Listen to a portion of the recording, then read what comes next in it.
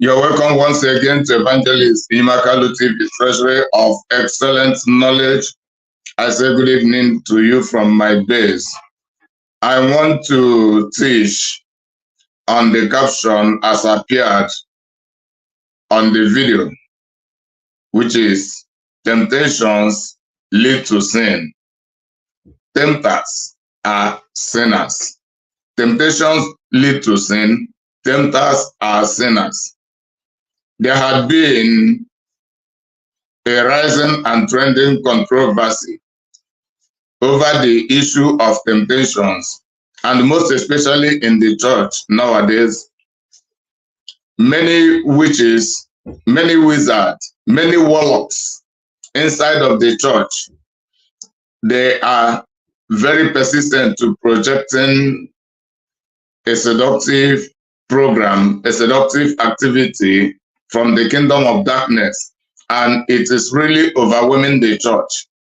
Many people, the most of the Christians, are ignorant of this truth that I am saying here, but they are happening just right inside of their presence without them realizing exactly what happened, what things that are happening about it, and the spiritual aspect of it, the psychological aspect of it, the repercussions.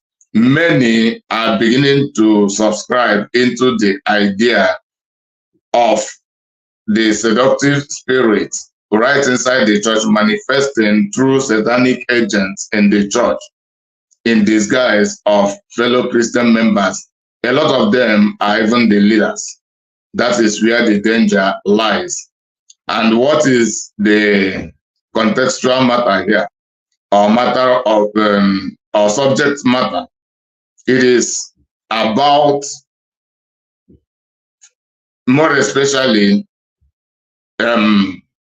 pornographic dressing in the church, pornographic dressing in the church, erotic dressing in the church, indecent dressing, the dressing that exposes women body that is the part of women body that are sexually attractive to men, dressing like that, making it some kinds of fashions, and these things are ravaging the church today. And the controversy has been going on in the church. Why some ministers of the gospel try to correct this incident, we begin to encounter many logic from the advocates of this immoral dressing in the church. And the fundamental logic is that anybody can wear whatever she wants to wear into the church, and that anybody can wear whatever he chooses to wear and come into the church and stay. And the logic goes on to assert that there is nothing wrong, and there is no dressing that is wrong anywhere, even in the church. The what brought about this matter is that I have seen in a church whereby a very young girl, dressed very seductively and came into the church, and one of the church leaders asked her to go home that day and to change her dress. And more especially, the girl's home is very close to the church, and one of the leaders asked her to go home and change that dressing and come back. And that a girl of, even the adult ladies have been dressing seductively, and the teachings have been going against it, why many of them do not care to listen to the issue of dressing properly to avoid seduction, that a young girl of that age should not join that kind of fashion. And that is exactly what she had begun to learn from the adult ladies. And this is a girl of about 11 years who had become very tall and had matured in every part of the body, in the chest, in the waist, everywhere. Apart from her age, she had grown to the stage of handling any man in bed. She had matured to the extent of being attracted or attractive to any man for sex, but very, very young, thinking that that is the order of the day, without knowing that that is not the path to follow, even most especially as a young Christian who should be led in the right path. So the controversy rose in the church, and I could discover that all of those who were in support of the dressing of that girl were those who dressed the same way like her. Even her own mother supported her, because the mother is a kind of person who dressed that way. And the mother is the person who goes into the market to buy all the skimpy dressing. The logic goes ahead to say, when a question was asked, what about a pastor standing in the pulpit and be preaching while there are a lot of, or one or two or more of half naked dressed ladies standing in the front of the church, in the front chairs of the church or any corner of the church, and the pastor becomes distracted? In this case, who should be blamed? Is it the pastor, or is it the ladies who dress half naked? So that rose a controversy. And the majority of the church members were condemnatory to the pastor. And I'm using pastor as a case example. You know, the pastor or whosoever, the apostle, the person standing on the pulpit to minister, and get distracted to the extent that it becomes obvious to everybody, is a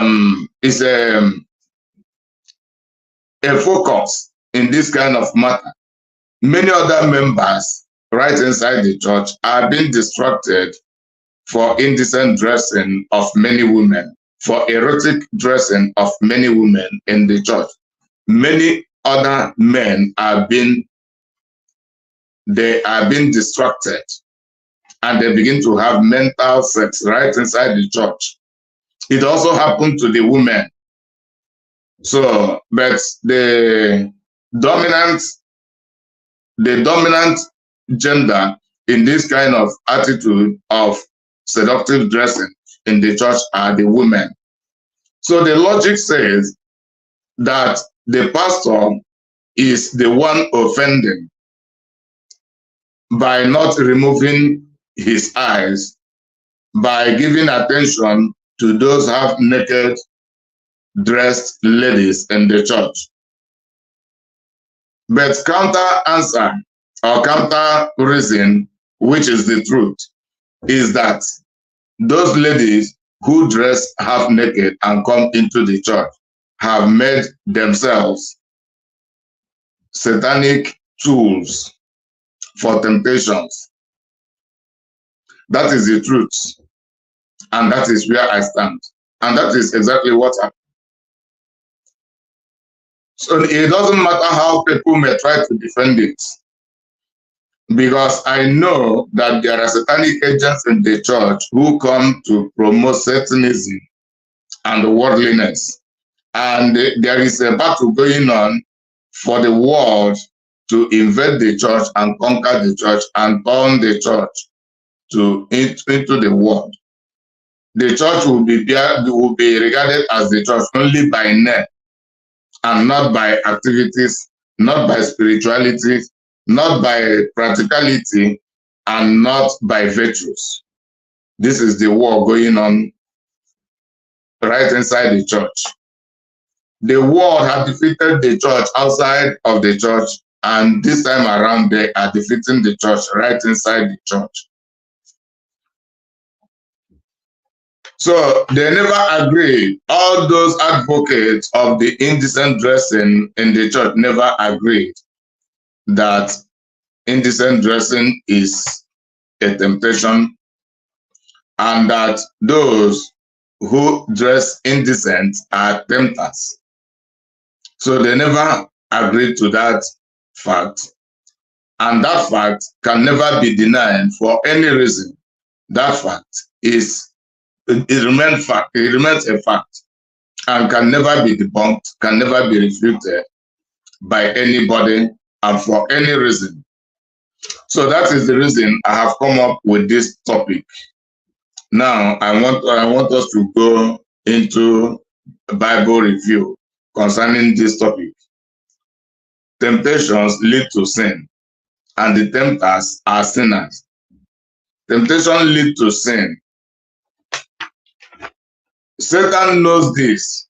Satan knows this truth, and that is the reason he invaded into the Garden of Eden to tempt Eve. He tempted Eve. As soon as Eve fell for that temptation, Eve committed a sin of rebellion. Every sin is a rebellion against the law of God. She committed the sin of intrudence into God's privacy. She ate the God's prohibited fruit. Adam aligned with him, her husband Adam later on aligned with her to do the same. And in this case, Satan is the tempter, and every tempter is a sinner. The temptation led Adam and Eve into committing sin. The tempter is also a sinner. He also committed sin of misleading, of being a vessel or a tool to mislead the people of God. Adam and Eve, they fall into sin through that temptation by fumbling to succumb to the demand or to the request or the suggestion of the devil. So it is everywhere.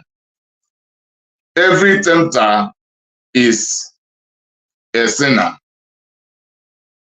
because every tempter is a channel of sin. Temptation itself is a sin. Temptation is a sin. And it is only the ungodly that are the ungodly that are instrumental for tempting people. No godly person is a tempter. Only those who are ungodly are the channels for temptation. So they are channels, they are vessels of sin. So this is the truth we must know. So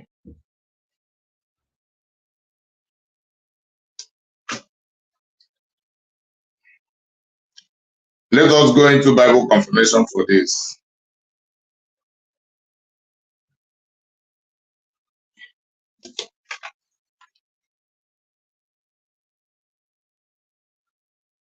Seductions and seducers are sinners. Satan is the case example.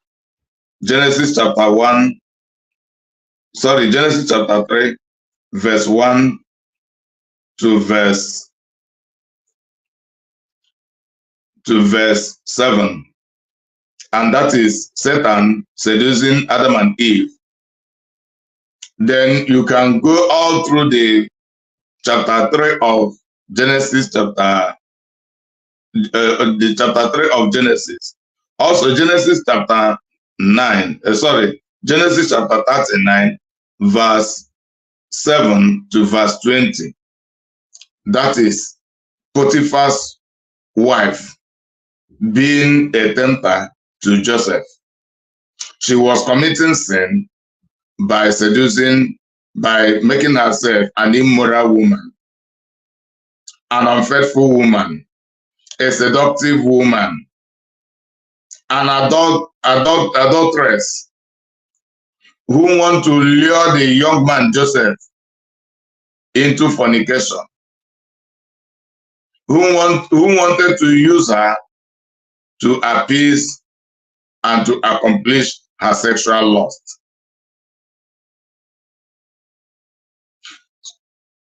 So how can people stand to deny this truth, this revelatory fact?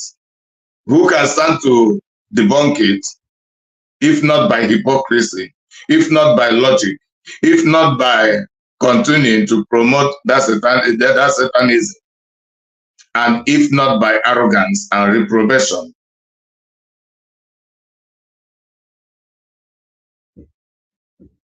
Then going further, let me now read 1 Corinthians chapter 10, verse 13. Let us see what Apostle Paul has said. 1 Corinthians 10, verse 13.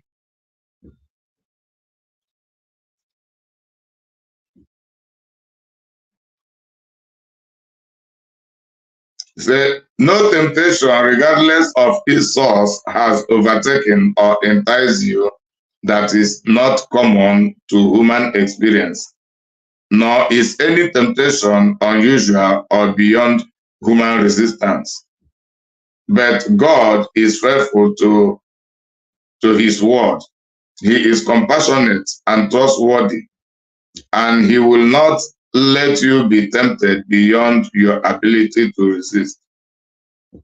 But along with the temptation, he has in the past and is now and will always provide the way out as well, so that you will be able to endure it without yielding, and will overcome temptation with joy. I read from Amplified Bible. So temptations really lead to sin, but God gives us the grace. It is only by the grace of God that we stand to overcome temptation.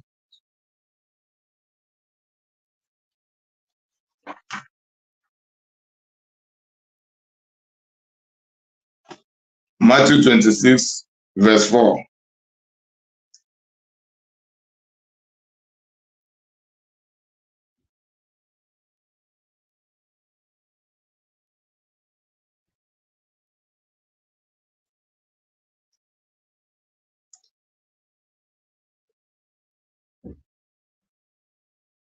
Matthew 26, 4.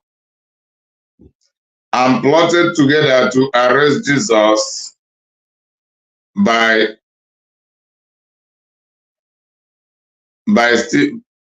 steal it and kill him.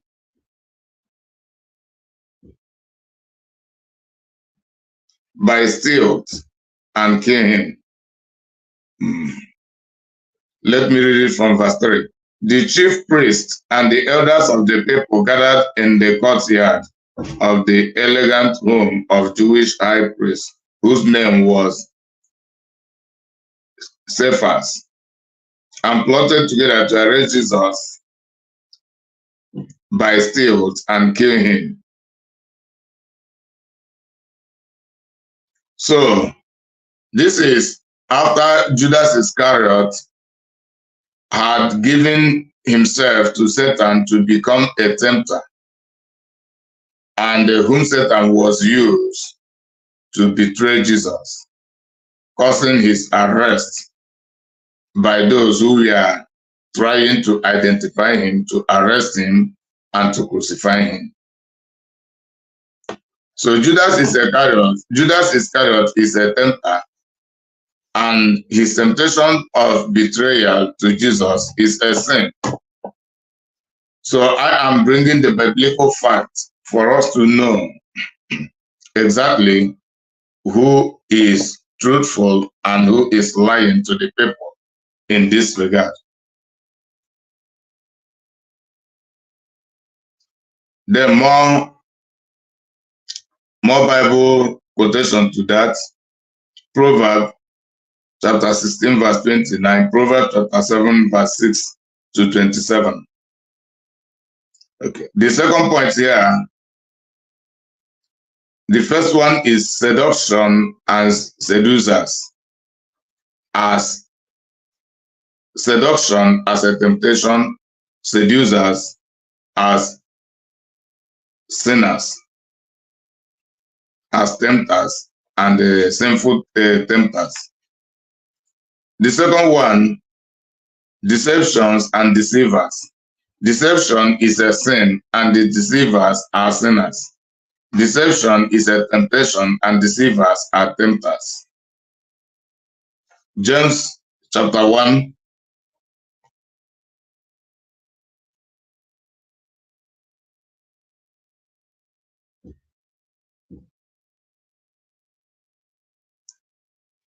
James chapter 1, verse 1 to 4. James, a born servant of God and of the Lord Jesus Christ, to the 12 Hebrew tribes scattered abroad among the Gentiles in the dispersion, greet and rejoice. Consider it nothing but joy, my brothers and sisters, whenever you fall into various trials. Be assured that the testing of your faith through experience produces endurance, leading to spiritual maturity and inner peace. And let endurance have its perfect result. Let endurance have its perfect result, and do a thorough work, so that you may be perfect and completely developed in your faith, lacking in nothing.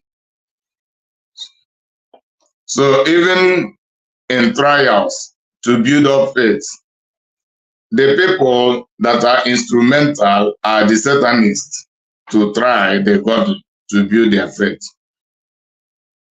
So this is what I have highlighted from the beginning.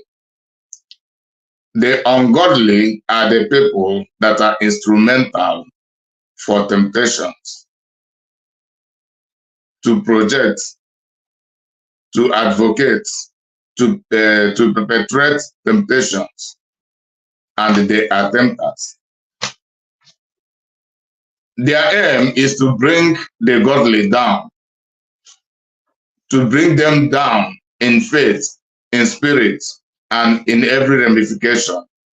But because of this expose, God is saying that we can also take advantage of those temptations to increase in faith, to build up ourselves the more, rather than to fall for the temptation, because He has given us the overcoming grace.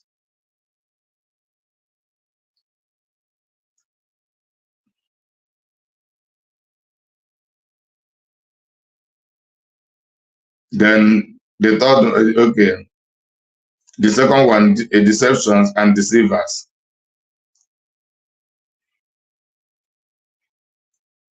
Oh, oh.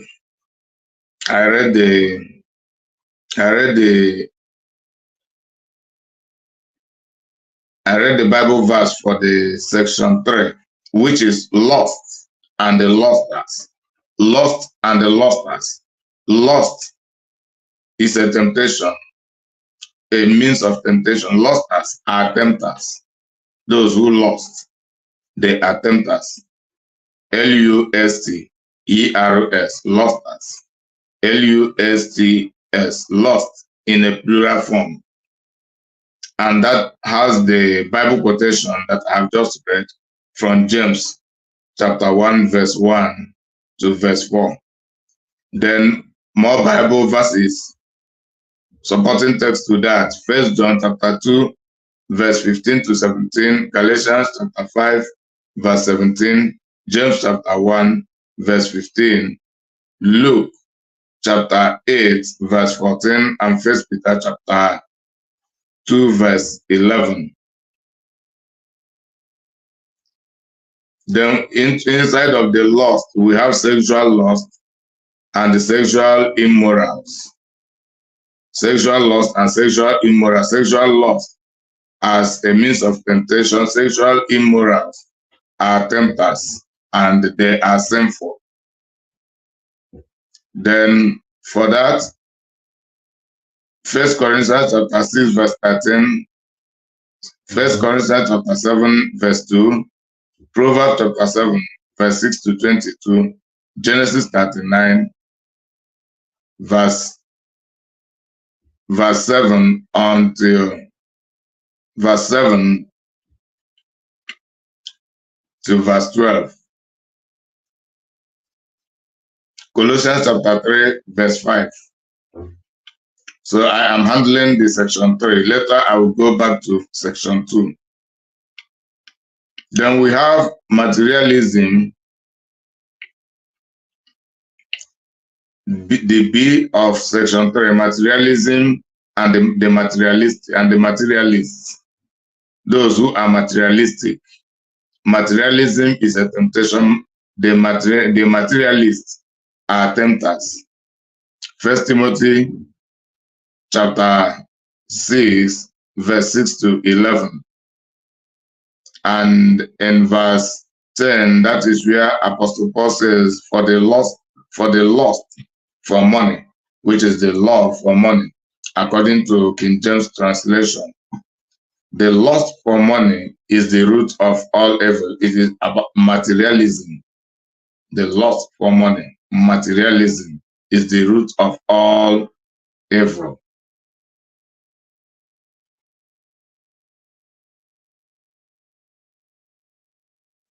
Then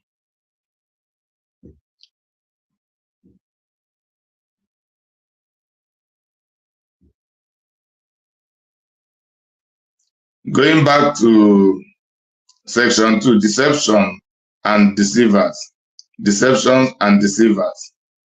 Genesis chapter 3, verse 1 to 7. The case between the Adam and Eve and the serpent. The serpent deceived them. Deception is a temptation and the deceivers are tempters.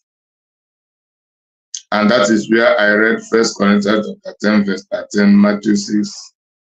Okay. Now,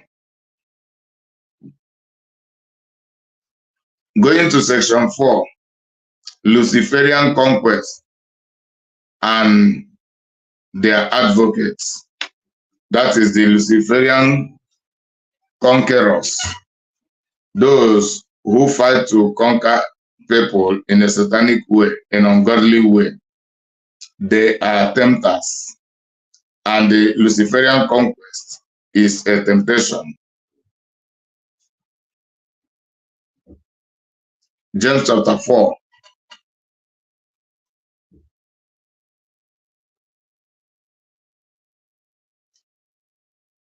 verse 7.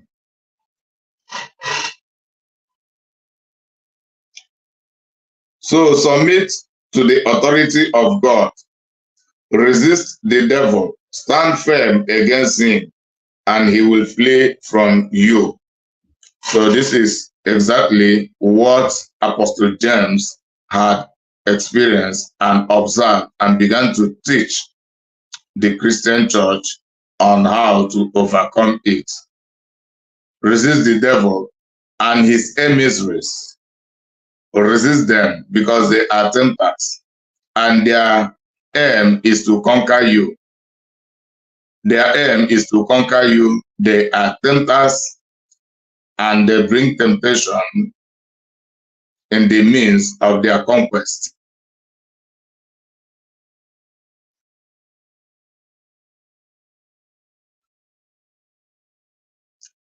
Then, supporting text to that, Esther chapter 3, verse 1 to 15, also First John chapter 4, verse 4. Section 5, ungodly scheming and ungodly schemers. Scheming and the schemers. Scheming and the schemers. Strategies and the strategists. Ungodly strategies and the ungodly strategists. Ungodly strategies is a temptation. They are temptations. Ungodly strategies are tempters. 2 Corinthians chapter 2, verse 11.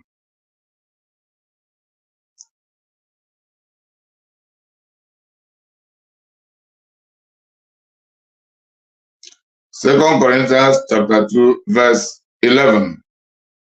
To keep Satan from taking advantage of us, for we are not ignorant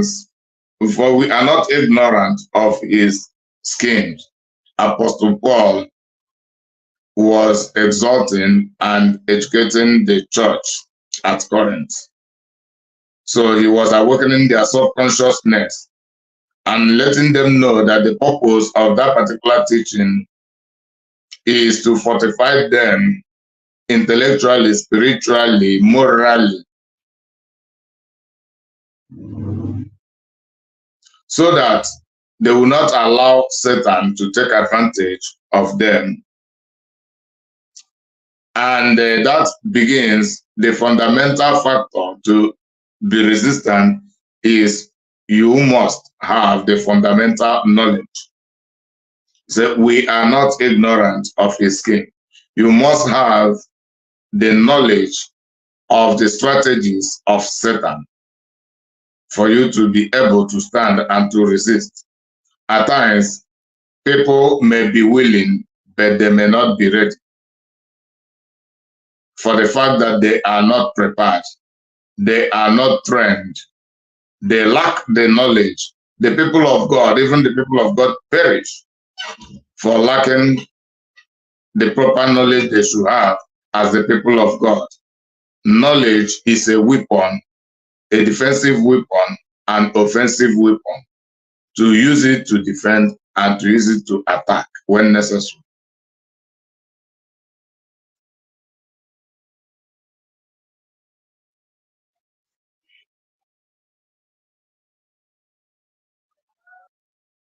Then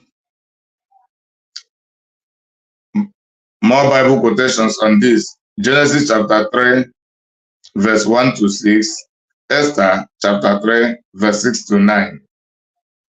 Section 6. Luciferian psychological attacks and Luciferian psychological attackers, or Luciferian psychologists. Psychology. Luciferian psychological attack is a temptation. Luciferian psychologists are tempters. Ephesians chapter 6, verse 11. This is Apostle Paul speaking. Ephesians chapter 6, verse 11.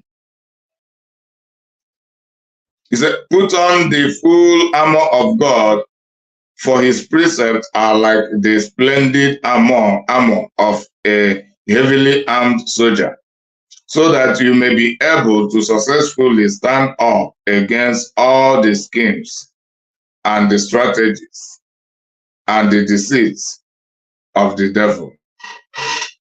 So putting on the whole armor You have to go beyond uh, intellectuality. You have to go beyond conceptual knowledge. You have to add to it holiness, righteous living. Righteous living means living in obedience to God in every ramification, forcing yourself to do it, persisting to doing it. Holiness and righteousness, self-discipline, in our prayers, all of the weapons that are necessary to equip the Christians and for them to stand against the wiles of the devil. So, devil uses psychological warfare. He used that psychological warfare on Adam and Eve. He also used it on Jesus Christ. Adam and Eve fall for him, but Jesus Christ defeated him. The case of Jesus Christ is recorded in the book of Matthew chapter 4, while the death of Adam is in Genesis chapter 3, where I've been pointing to all this while. Then Bible text, there are a variety of them. Let me read Hebrew chapter 2, verse 18.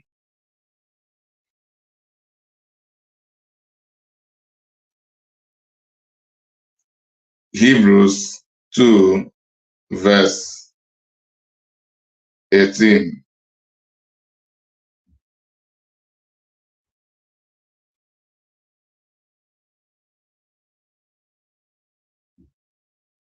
Because he himself in his humanity has suffered in being tempted, he is able to help and provide immediate assistance to those who are being tempted and exposed to suffering.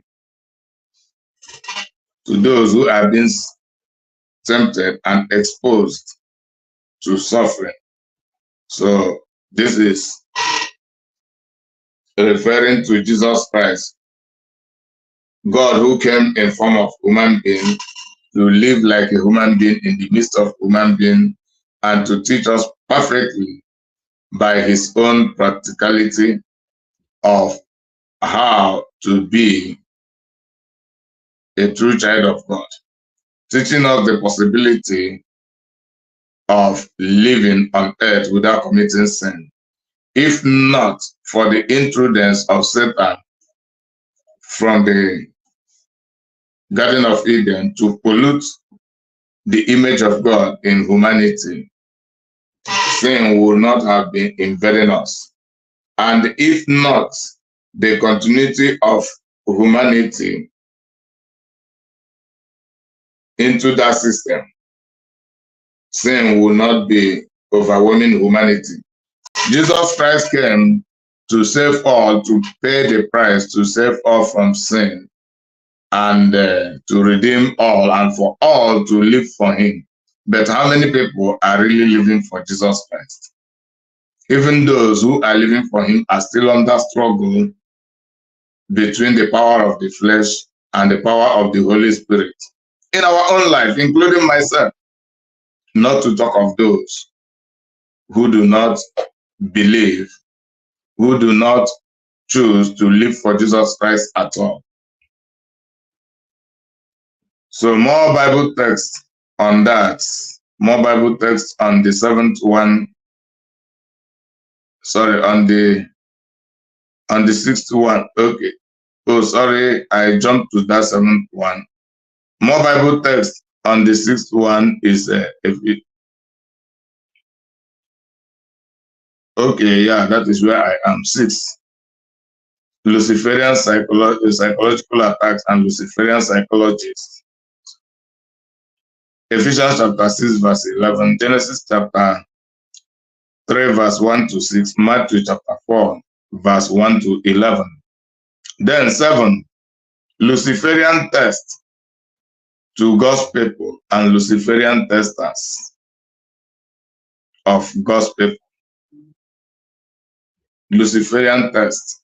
those who use satanic trials, satanic manipulation, satanic strategies to try the godly. So they are the Luciferian testers, and they have Luciferian tests. Even Satan himself tested Job. He tested the faith of Job. So Satan is a sinner. Satan is a tempter and brings temptation along with him wherever he goes. That is 7. And that 7 is the place of where I have just read, Hebrew chapter 2, verse 18. Let me read it once again. Hebrew chapter 2, verse 18.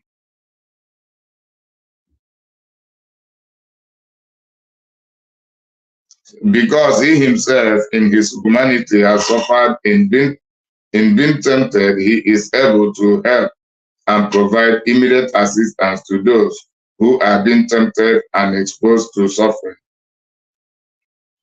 More Bible text on this variety. Matthew chapter 4, verse 1 to 11, Job chapter 1, 6 to 12, Genesis 39, 7 to 22, 1 Peter chapter 4, verse 12, 2 Peter chapter 2, verse 9, 2 Peter chapter 3, verse 17, 2 Timothy chapter 4, verse 18, James chapter 1, verse 3, and verse 14 to 15, Revelation chapter 12, verse 11, Revelation chapter 3, verse 10, Zechariah chapter 13, verse 9, 2 Corinthians chapter 12, verse 10.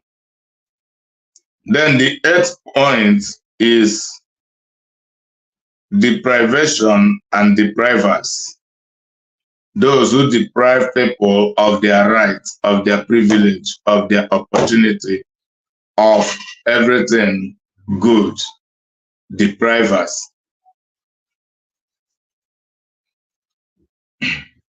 Deprivers are not conservative. Conservative are those who refuse to allow people to do the wrong thing, who do not permit the people, who can deny the people of the opportunity to do the wrong thing.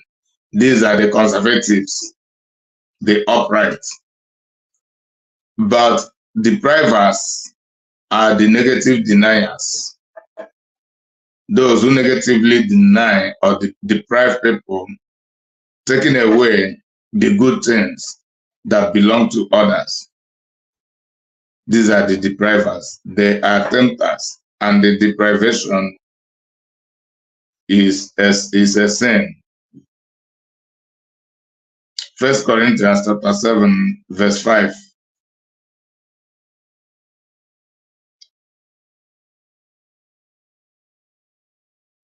First Corinthians chapter 7, verse 5. Do not deprive each other of marital rights, except perhaps by mutual consent for a time, so that you may devote yourselves unhindered to prayer. But come together again, so that Satan will not tempt you to sin because of your lack of self-control. So here, Apostle Paul uses marriage as a contextual factor to teach about this deprivation. Even in marriage, it is not good for a husband to deprive his wife of sex. It is not good for a wife to deprive her husband of sex, except on an agreed condition. And while here he was using maybe a moment of fasting and prayer, maybe one of them want to, for a genuine reason, want to engage in 1 day or 2 days or 3 days fasting and prayer. If the two agree together, that should be the only reason. Or maybe when there is a health issue, these are the only reason. And that should not even be a deprivation. Even with our conscience, we should know that a health issue should make a man to be patient a little while, should make a woman to be patient a little while.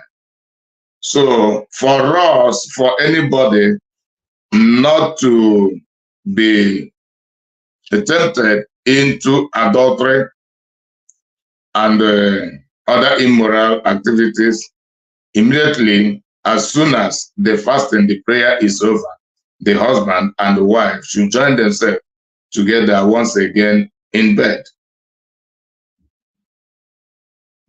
I mean, a husband and a wife. I'm not talking about a boyfriend and a girlfriend.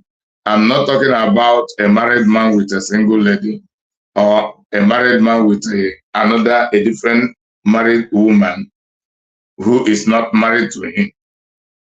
I'm not talking about the issue of fornication and adultery. I'm talking about legitimate sex between a legitimately married couple.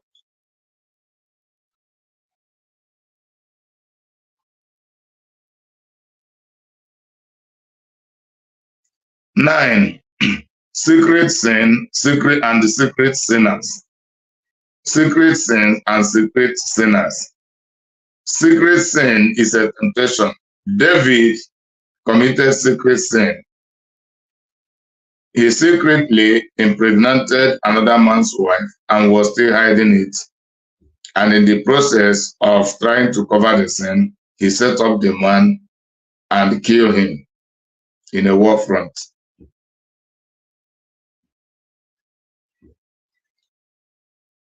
Sins that are committed in the secret are temptations, and all of the people committing secret sins are sinners.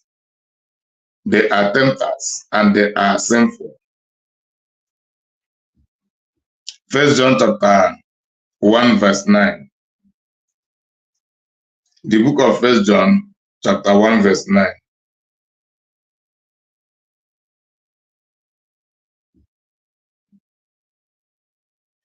If we freely admit that we have sinned and confess our sin, he is faithful and just, true to his own nature and promise, and will forgive our sins and cleanse us continually from all unrighteousness, our wrongdoing, everything not in conformity with his will and purpose.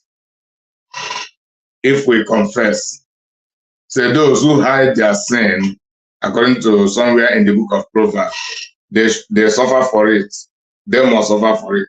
But those who confess their sin, they shall receive mercy. This mercy includes forgiveness. Forgiveness. I mean, confessing in the right way. And this is about a relationship between humanity and God, strictly, more strictly. Then if it is a relationship between a human being and another human being, they will begin to devise a means to go through that confession without causing more havoc. Because at times, confession may bring more problem rather than solution if not done the proper way. So that is the reason it is good for us to be so diligent. But if it is a confession from an individual to God, the person may just go and hide himself or hide herself anywhere and pray and plead to God for that forgiveness. And God will always forgive. Only let the person not return into that kind of sin. Because some people will ask for forgiveness, even while asking for the forgiveness, they are planning for the next sinful act of the same sin they have committed already. They are planning in their heart to go back into that sin. And that becomes a hypocrisy and a mockery toward God. The 10th one, ungodly pride and the ungodly proud. Ungodly pride is a means of temptation, and the ungodly proud are tempters. 1 John chapter 2, verse 16.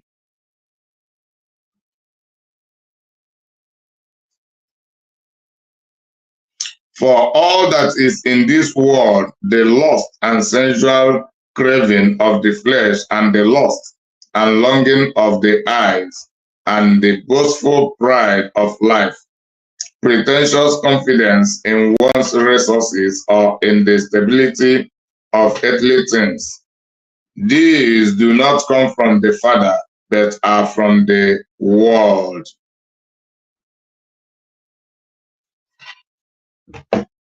So we see pride, ungodly pride is just an evidential manifestation of the ego, of relying, of having carnal confidence on worldly possessions, on materialism, rather than having a spiritual confidence in God.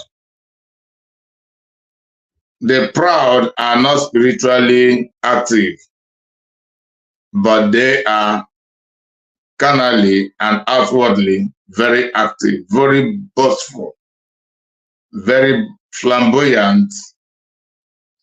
As far as they have the money, they know how to intimidate and humiliate people through their pride and arrogance. 11. Awkwardness and the awkward.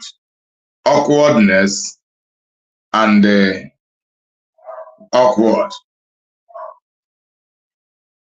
Ecclesiastes chapter 7, I missed the verse. Now let me read Proverbs chapter 14, verse 1. Proverbs 14, verse 1.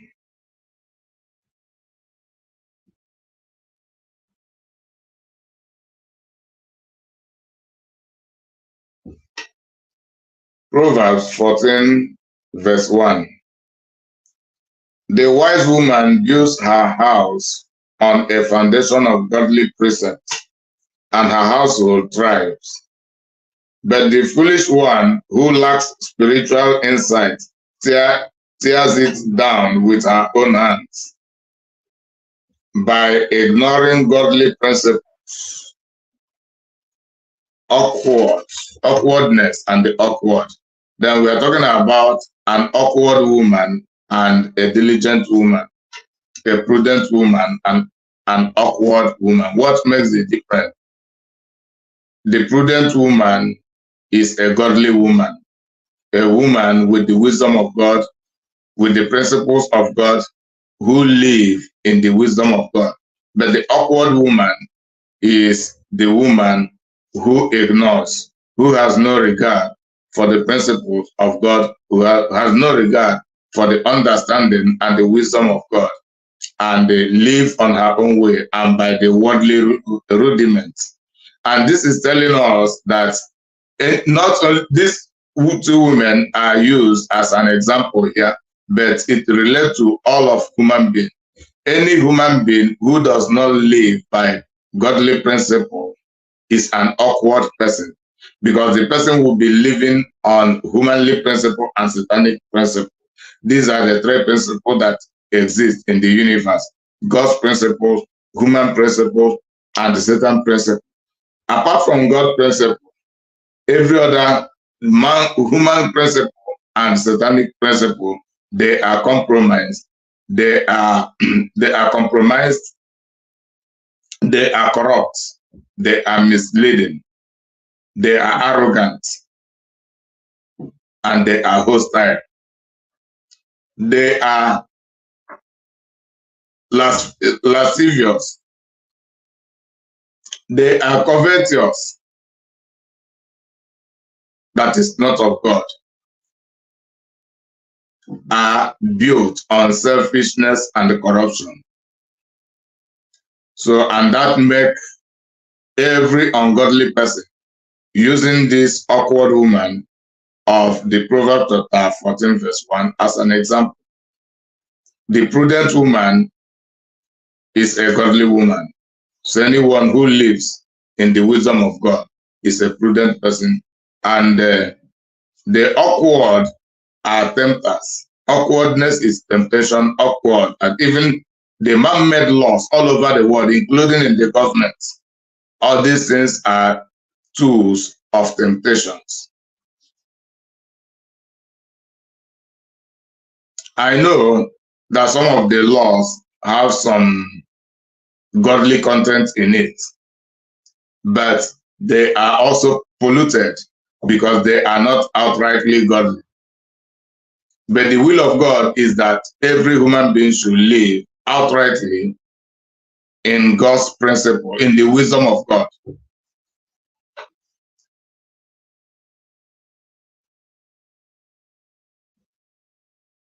Then I have read Proverbs chapter 14, verse 1.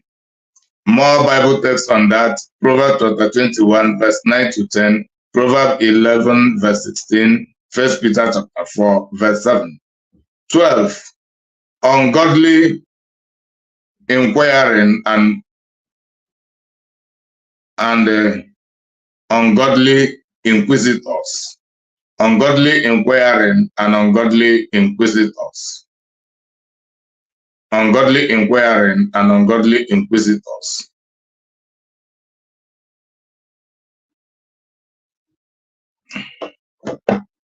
Genesis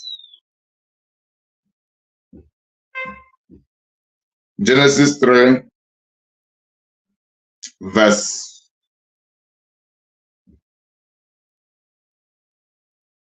1 to 3.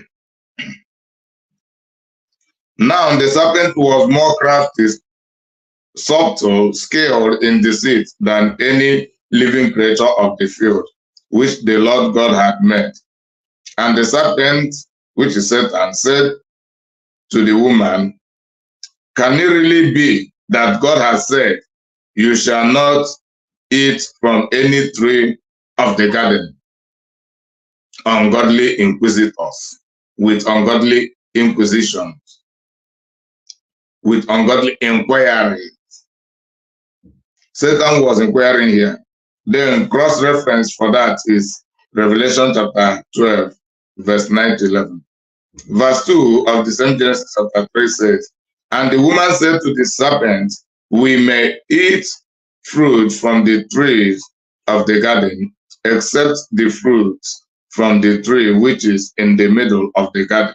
God said, you shall not eat from it, nor touch it, otherwise you will die. Why was he inquiring? What concerned him? He was just inquiring. An intruder. The serpent is an intruder. He did not create any of the tree. He did not contribute anything to the creation. He did not create Adam. He did not provide for them, but he intruded to inquire, and that is where the psychological war began, to arouse a conversation between him and Eve. And from that conversation, he began to psych Eve until Eve fell to take some of the fruits and ate against God's instruction to her and her husband.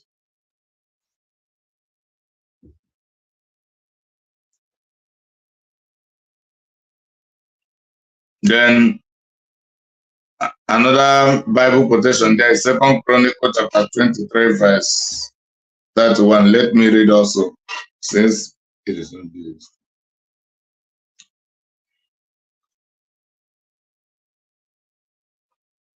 2 Chronicles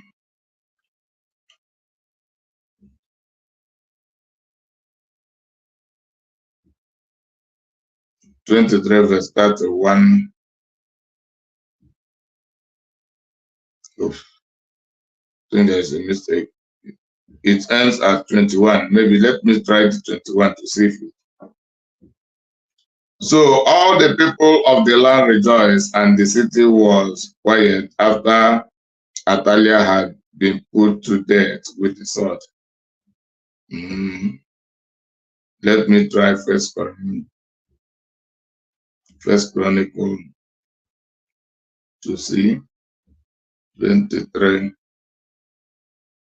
verse 31, maybe First Chronicle.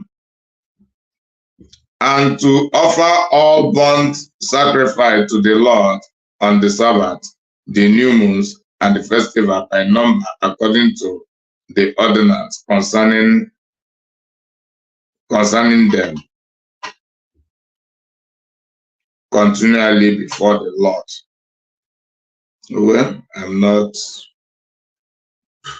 Let me just forget about that chronicle.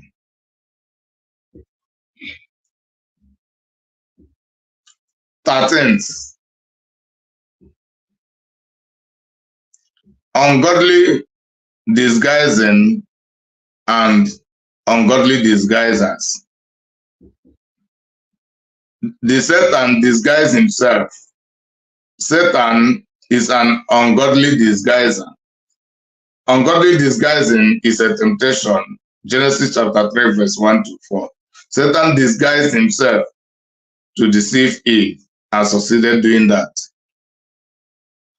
Now let me try again. 2 Corinthians chapter 2, verse 9.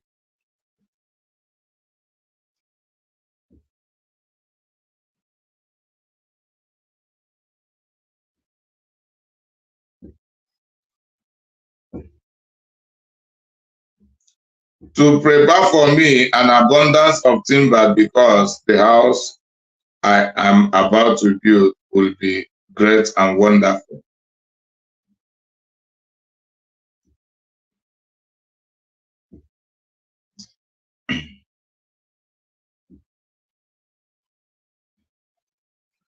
No, this one doesn't match.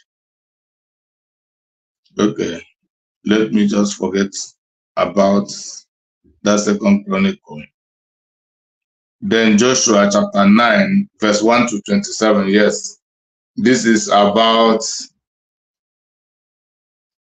these Arab people. What are they called?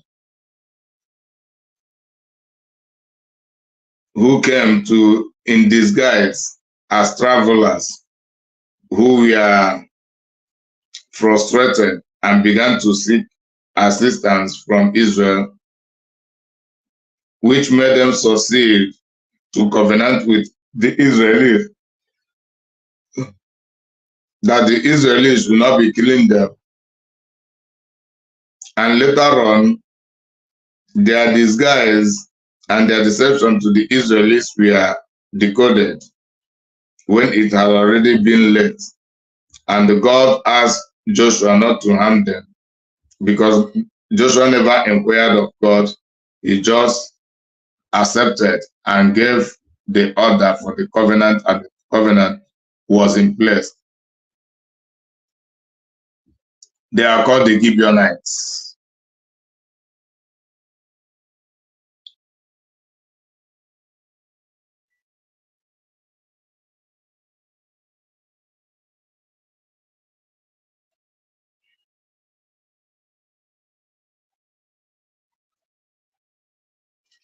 They are the Gibeonites. Joshua chapter 9, verse 1 until verse 27. The 14th one, snares of death and deceitful killers, traps of death and deceitful killers. They are tempters and they are sinners. Traps of death is temptations. Proverbs 14, verse 27. I'm really correct.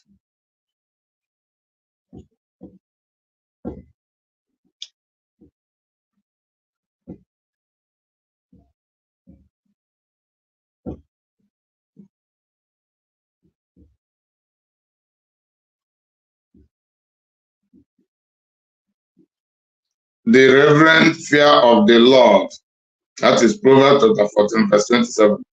The reverent fear of the Lord that leads to obedience and worship is a fountain of life, so that one may avoid the snares of death.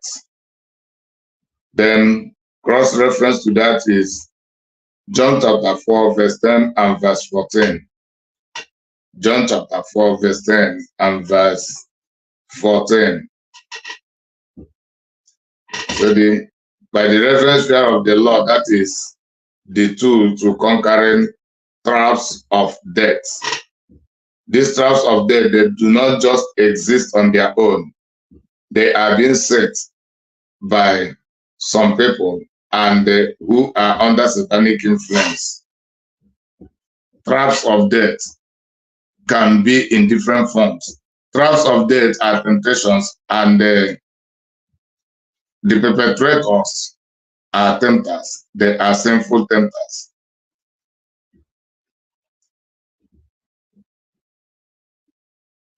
"15. Laxity and laxist. Laxity is a sin. The laxists are sinners." Ecclesiastes chapter 4, verse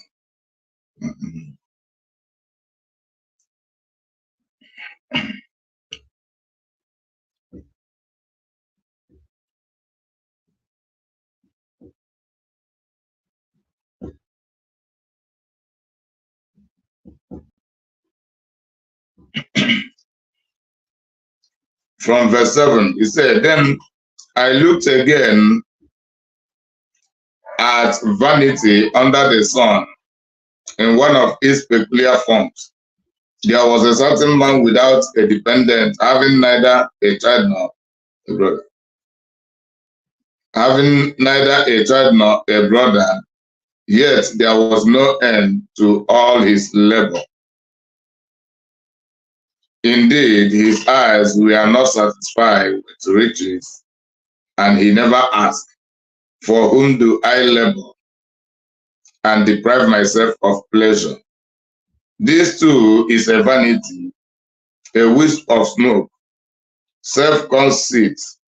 Yes, it is a painful effort and an unhappy task." Cross references to that, Proverbs 27 verse 20, 1 John chapter 2 verse 16. Then more text from my own recording, talking about laxness and laxist. More text on that, Hebrew chapter 4 verse 17, Matthew 26 verse 41, Luke chapter 22 verse 46. Laxness, the attitude of being reluctant to important matters of life. So we are talking about a rich man here, a rich man, a very wealthy person who was so serious, accumulating more and more of wealth, but unmarried, childless. It never occurred to him to have a second thought why he should have his own children who will inherit the wealth he was acquiring, or why he should not kill himself and being busy every now and then struggling to acquire more wealth, when certainly if he dies, other people will just inherit whatever he had. And these people I'm talking about will not be his wife, will not be his children. In other ways, there is wisdom in also serving God, whether married or unmarried, whether having children or not. Examples: Elijah was unmarried. Yes, he had nothing to lose for being unmarried and served God all through. Jesus Christ is unmarried, and no one had ever achieved, and nobody can ever achieve greater than he had done. John the Baptist, unmarried. A lot of them, Apostle Paul, unmarried, without children, yet he lost nothing for doing that. These were voluntary unmarried people who used their life, all of their resources to serve God. And they have achieved greater than all of the married and ungodly people put together. What Jesus Christ has achieved, no married person. The wealthiest set of the people in this world cannot achieve 1/4 of what Jesus Christ had achieved. And he forever remains the greatest achiever of all time.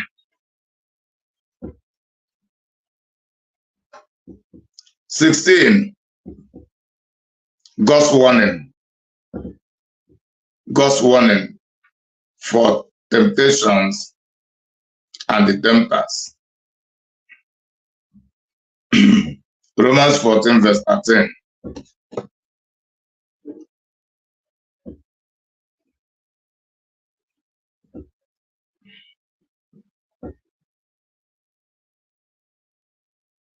Romans 14, verse 13. Then let us not criticize one another anymore, but rather determine this, not to put an obstacle or a stumbling block or a resource of temptation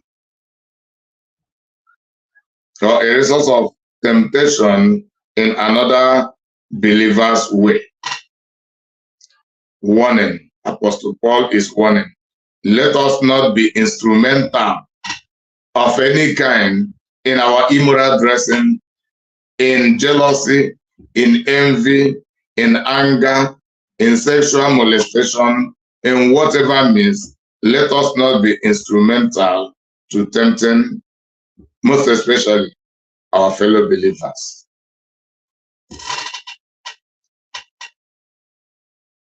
Then, supporting text, 1 Peter chapter 5, verse 8 to 9. 17.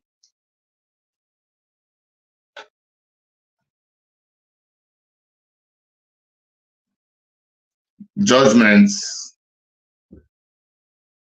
ill judgments and ill judges, those who judge people wrongly. Wrong judgment is a temptation, and the wrong judges, they are tempters. They tempt people to do what they are not supposed to do. Romans 12, verse 12.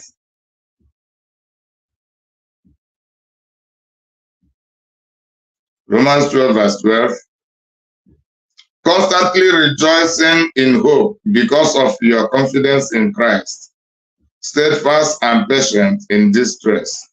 Devoted to prayer and continually seeking wisdom, guidance, and strength.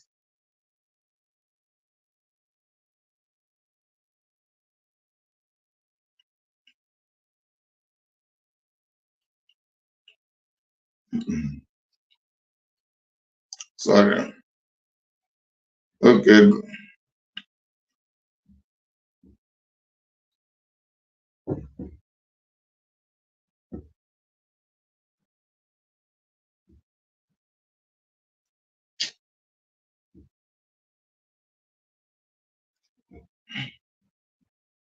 No.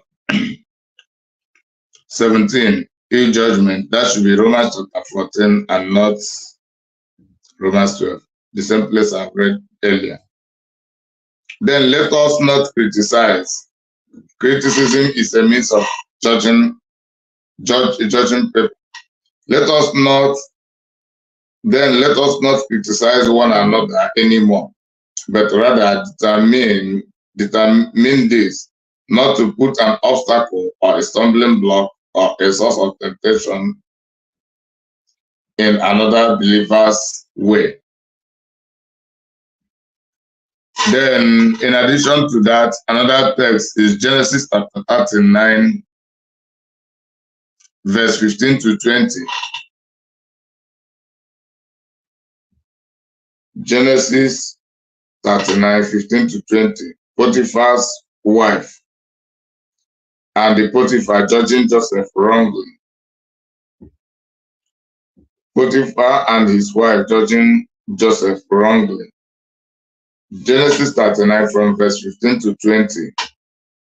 When he heard me screaming, he left his robe with me and ran outside the house. So she left Joseph's outer robe beside her until his master came home. Then she told her husband the same story, saying, the Hebrew servant whom you brought among us came to me to mock and insult me. Then, as soon as I raised my voice and screamed, he left his robe with me and ran outside the house. Verse 19. And when Joseph's master heard the words of his wife, saying, this is the way your servant treated me, his anger burned. Joseph's master took him and put him in a prison, a place where the king's prisoners were confined. So he was there in the prison. You see, Potiphar's wife was a tempter who tried to seduce Joseph. Joseph did not agree. He tried to force him to rape him. Joseph ran away, leaving his cloth in her hand. Out of shame, out of pride, out of arrogance, and self-defense, she changed the game to lie that Joseph was attempting to rape her. And out of her smartness, she began to scream. And Joseph ran away, leaving his clothes with her. She twisted the whole thing. She thwarted the truth, judging Joseph wrongly, complaining the matter to the members of their household, other servants of the house, and nobody tried to verify. She related the same matter to her husband, Potiphar. Potiphar never tried to verify. He angrily threw Joseph into a prison. Ill judgment, a temptation. They were tempting Joseph. The ill judges, Potiphar and his wife, they committed sin by judging Joseph the wrong way. 18th, which is the last one, rewarding. What is the reward? The reward of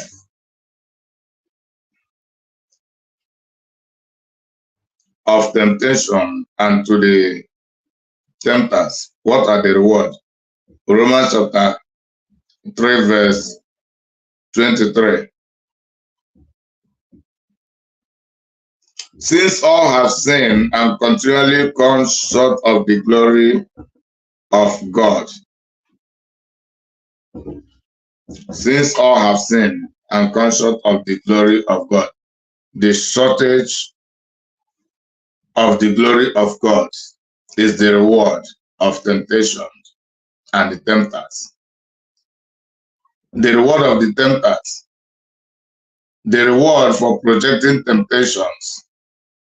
The shortage of the glory of God. The glory of God will be running shortage in the life of the tempters and in the life and for projecting temptations. Also, those who fall for the temptation will partake in the shortage of God's glory in their own lives. Then Genesis chapter 3, verse 8 to 19. So all of the recorded events there are the evidences of the glory of God, the divine glory beginning to run shortage in the lives and situation of Eve and Adam. And that shortage of glory became transgenerational. If not for the coming of Jesus Christ to pay for the price, so that all who will believe in him will begin to recover their own glory. Because even until today, many people, the majority of humanity, are still suffering, running short of the glory of God in their life. That is the reason the majority of humanity are not living a purposeful life. A purposeful life is a life lived for God and to achieve in godliness. May God bless you. May God bless you. May God bless you. The program has just come to an end. I really thank you for watching. Don't forget, subscribe to my YouTube channel if you have not done so. It is very, very necessary. Be a contributor to building this platform. Always recommend the YouTube channel to others to be subscribing. From now on, let us be working to get 1,000 subscribers. 1,000 subscribers. And this is the beginning. At the moment, it is only 10, but let us be going for 1,000 subscribers. Be a part of it if you have not subscribed. Recommend this channel also to others who will be subscribing and for the progress of the gospel. May God bless you.